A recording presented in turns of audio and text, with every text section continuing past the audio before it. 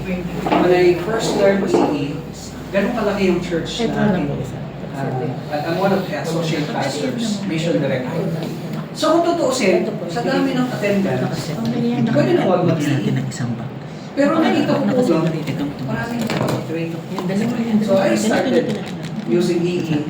Dami namin nag-produce ng mga natuto mag-EE. May iba naging missionary sa pastor. Pero noong 2002, ay binigyan ako ng opportunity ng Panginoon mag-pioneer ng church sa Caloocan. Ito po yung church kung saan ako ngayon ay bahagi. We start from zero. Pioneering. Walang miyembro, walang pera, walang lugar. Alam niyo kung anong simulan namin? EE. We share the gospel doon sa community. In 7 months' time, nabuo yung church. And then we had all our basic equipments lahat.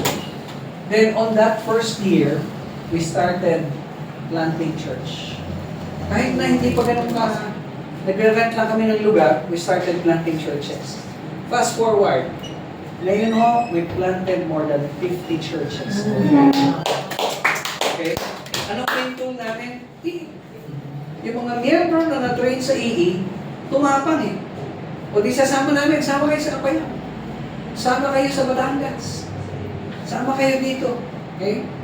So, hindi mahirap mag-plant ng church if you have people who are trained when it comes to sharing the gospel. Kasi nabibitin mo sila. Pag natapos na yung 10 weeks, gusto mo lang mas marami pang opportunities. Okay? So, kaya yung bunga sa amin, not only sa aking family, hindi lang doon sa local church, napakalawak. We even planted church kahit sa Japan. Meron kaming 2 na i-plant. Bunga din ng evangelism explosion. So, salamat po sa opportunity na may share yan. I'm sharing that not to brag, kundi para sabihin that the opportunities and result endless. Pag sumunod tayo sa point. Okay? Yes po. Do you need insufficient fund? O paano kayo nag-generate ng resources nyo para mag-exist to? Ito pong ganito. Funded or Okay. sponsorship, funded o paano nyo nasimulan? Okay. Magandang tanong. Of course, hindi ko alam ang ginawa niyo dito, pero doon sa aming church, each participant, they pay for their training. We don't offer it for free. Pagka yung mga church, kagaya dito sa Pasita, may fund, mapalad kayo. Plus po kami sa security. Free. See? Ako kasi, even today, pag nag-i-implement kami, hindi ko sila ino-offer ng free. 50%.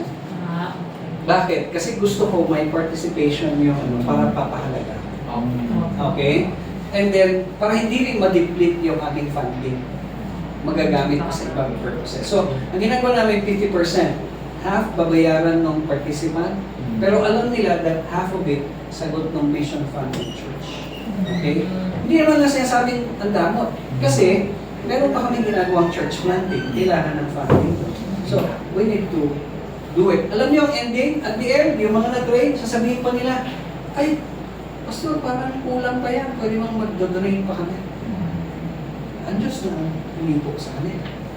Another level, maganda yung tanong, iti-take advantage ko, sa EE Philippines naman. EE Philippines, as a national ministry, wala po kaming funding from foreign. Although sa US nagsimula ang EE, independent po yung EE sa Philippines. Paano siya nabubuhay? Paano siya na-fund? Through churches who are implementing EE.